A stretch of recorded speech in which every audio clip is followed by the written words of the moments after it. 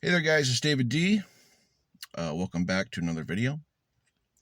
And I guess we're going to talk about Steven Crowder because we have to, I guess. If you don't know, Steven Crowder got punked hard. He got super owned. It was pretty brutal. I haven't seen ownage like this since the USSR. This was public ownership on that level. So the backstory is Sam Seder from the Majority Report has been wanting to debate Steven Crowder for like 3 years. And Crowder has been dodging him, as, Steven Crowder, debate bro, just wants to debate these, really young, naive college kids because, in a way, he's kind of smart because he's picking the lowest common denominator because he's a horrible debate person. Like, he cannot debate intellectuals. He cannot debate people who genuinely are thoroughly seasoned in political opinions, in government, and on the issues by and large. So Steven Crowder always picks these knucklehead college kids who don't know much.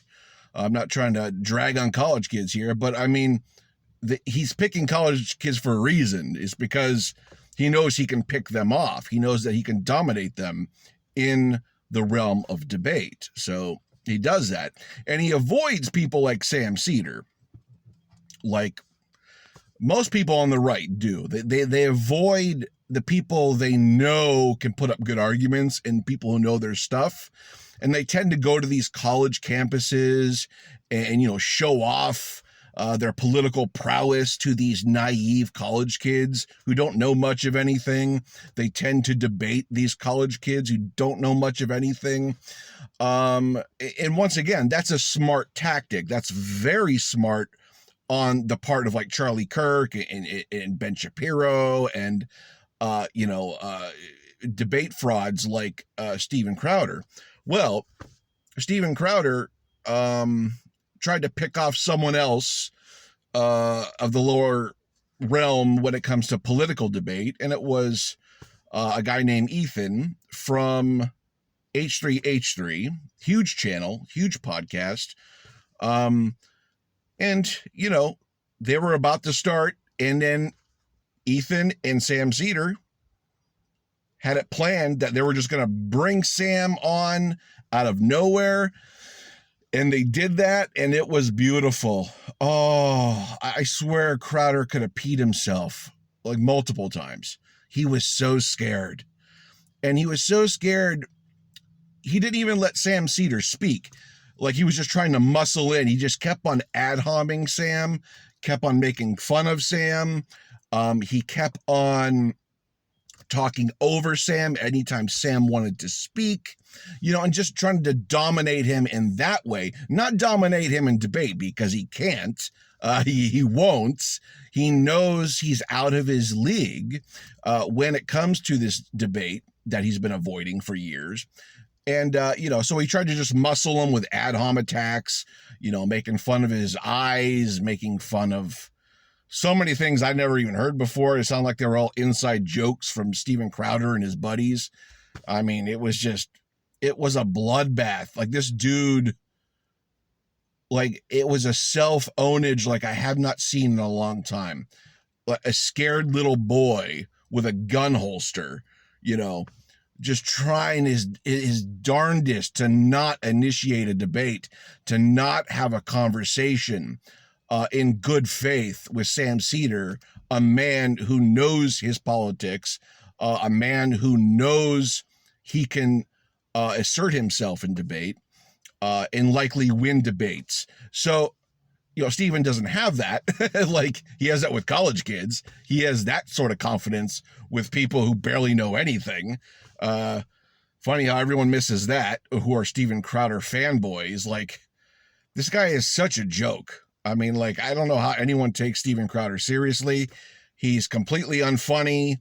I think a lot of people are there for like the transphobia, the racist stuff.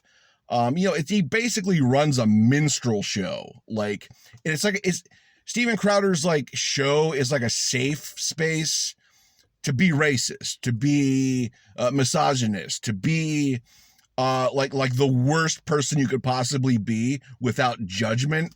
That's like the element Steven Crowder fosters, and that's dominant on the right anyways. That's who you're going to cater to on the right. People who hate trans people who hate black people who hate immigrants, people who hate women's rights, etc., etc. It's a constant sequence of punching down on the Steven Crowder right.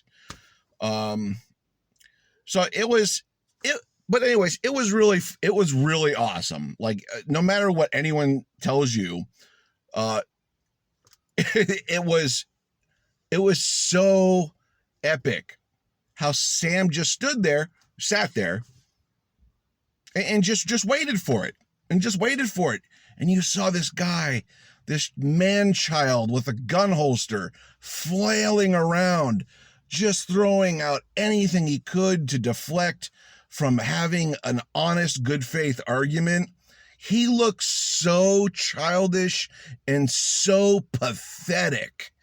It was absolutely sad. And someone said, in any just world, this would end his career, because his whole career is based on him being a debate dominator, super debate bro, Steven Crowder. And it's just like, he did not want to engage at all anybody who knows their politics. And it was so, how embarrassing. It was so utterly painful. I almost felt bad for him. Actually, I really didn't. But a lot of other people, I probably would have felt bad. But he's such a disgusting person when it comes to his views, and his hatred, and, he's just an awful person. So it was really good to see it. And man, he could have just engaged in a good faith conversation. He could have just owned up to his moniker. He could have owned up to who he has made his millions of dollars professing to be, which is the ultimate debater, the ultimate alpha male. And he couldn't do it. He was scared. He was a scared child. Oh my God, it was awesome. I mean, like I said, his career should be done, but on the right wing, they're not going to reason honestly. They're going to double down. They're not going to see things as they were. Crowder and his cronies are going to spin it as the right wing always spins. It doesn't matter what it is. If it's January 6th, election wins, and it doesn't even matter anymore. They just spin, double down.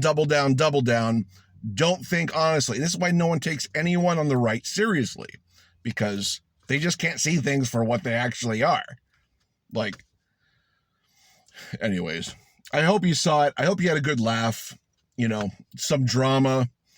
The political landscape seems kind of boring right now, but that was actually fun and interesting. And I hope you had a good laugh like I did.